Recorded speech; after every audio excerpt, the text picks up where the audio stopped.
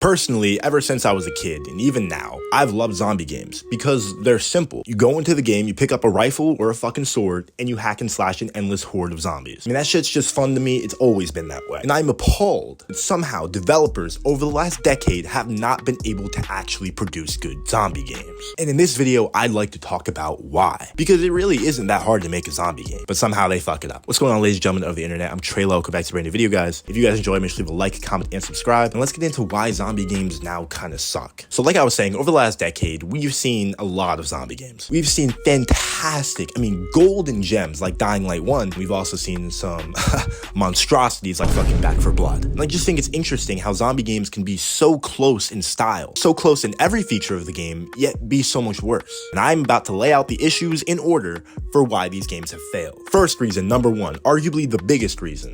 This is so huge. When you're making a zombie game, there's two main ways you're gonna kill zombies, right? You're gonna shoot them with a Glock, or you're gonna hit them with a fucking hammer. And although almost every zombie game ever made does have melee combat, not every zombie game gets it right. If we take a look at games like Dying Light 1, this game stood out, okay, I agree, mainly because of the parkour in the game, also because of that sexy melee combat. In Dying Light 1, I was actually introduced to responsive, actually feeling like I'm hitting a zombie with my hammer combat. It felt so connected with your player's hammer and their arm, and you can really feel that, and it makes a big difference. Before then, all I knew was fucking Left 4 Dead 2, and Left 4 Dead 2 didn't have terrible melee combat. It felt like there was impact. Still, it was nothing compared to what we saw in Dying Light 1. They had set a new standard for how melee combat should feel in zombie games and in games in general. Take a very recent example of Dead Island 2. Dead Island 2 has introduced a whole new melee system and gore system into the game where zombies react very realistically when you actually punch a zombie. This makes all the difference. Dead Island 2 doesn't have parkour. It relies solely on you hitting zombies for it to be fun. Now,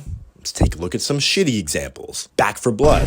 I'm going to talk about this game a lot. Melee combat was awful. Not only were there only like 3 melee weapons to use, in zombie games there should be as many melee weapons as real guns, but it felt like there was an invisible barrier between you and the zombie and you were swinging a wiffle bat at it. Awful melee combat, man, and that takes away from the game so much. The zombies don't respond to the hits correctly. It almost feels like it's pre-scripted. Take a look at World War Z, another game that has this problem. Even though this game is third person, it still has the same issue. Melee combat is staggered, animation locked, and once again just feels completely wrong. Having good melee combat is needed in a zombie game, and if it's not one of your number one priorities, your shit's already going to die. Think about Overkill's The Walking Dead, the shittiest melee combat I've ever fucking seen. This game was so bad they took it off the Steam store after 2 months of being out. This game was just a joke. I don't even have to say anything about it. Just look at the fucking gameplay. Another huge issue with zombie games over the last 10 years has been copying the Left 4 Dead 2 model. Now yes, Left 4 Dead didn't necessarily create the model of going through a map and killing enemies and then you get to the end of the objective, but zombie games tend to follow it very, very closely. Back 4 Blood, World War Z, Zombie Army Trilogy, fucking Killing Floor 2. These games do have differences, don't get me wrong, they're not copy and paste, but I think it's safe to say that this model for zombie games is dying, and it's because of the replayability. Running through the same maps over and over again with the same objectives can get old fast, and since every fucking game today only releases with like 3 to 4 maps, your game dies extremely quickly when you follow this model. However, if you have an open world game like Dead Island or even Dead Rising, it's pretty much impossible to get bored quickly because you have a world to explore, and yeah, there are some objectives that are similar to the Left 4 Dead missions,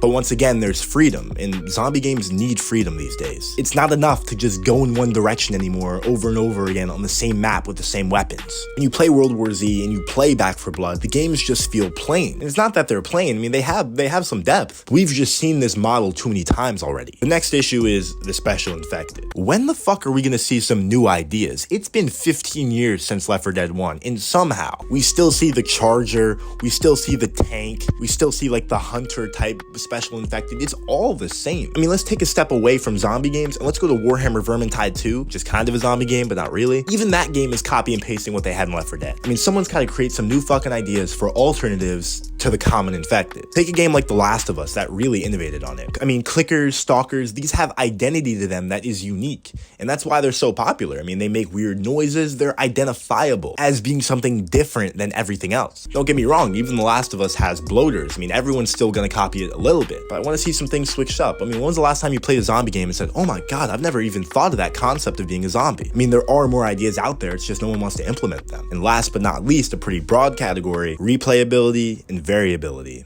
And those things go hand in hand. Like I said in the beginning of the video, zombie games are really simple. At the end of the day, it just comes down to a hack and slash. And as more and more zombie games come out, you have to be able to introduce something new that can take you just a step or two above that basic hack and slash. Dying Light 2 has parkour. You can jump on buildings, you can fly around on a parachute. Days Gone has a motorcycle. Dead Rising has absolutely unrealistic and outlandish ways that you can kill zombies. Resident Evil doesn't really have large hordes, but the zombies are harder to kill. They can get back up even after they seem that they're dead. Little things like that are essential to keep stacking on top of your game to make sure it just doesn't fall into the common ground of zombie games. I'm a fan of Dying Light 1 and 2, but Dying Light 2 got kind of boring. I think it's because of the lack of ways that I could kill zombies. I like the fact that there weren't guns in Dying Light 2, but it took away half of the variability when it comes to weapons to choose from. Now you can literally only hit zombies with melee weapons. There's no ranged combat, and that takes away from the gameplay. In Back 4 Blood, the melee weapons are so bad and feel so dog shit that it's not even worth using them. There you go, another half of the gameplay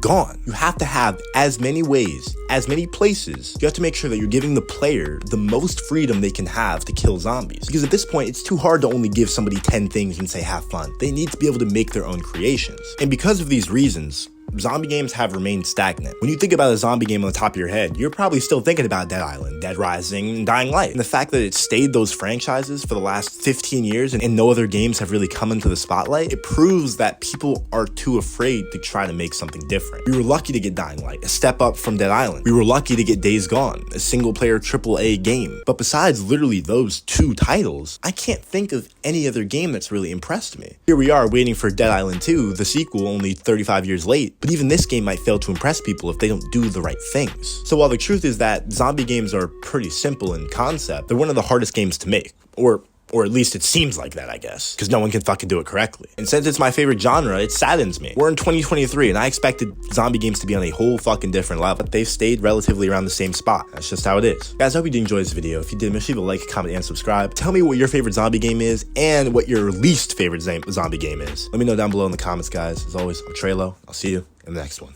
Peace out.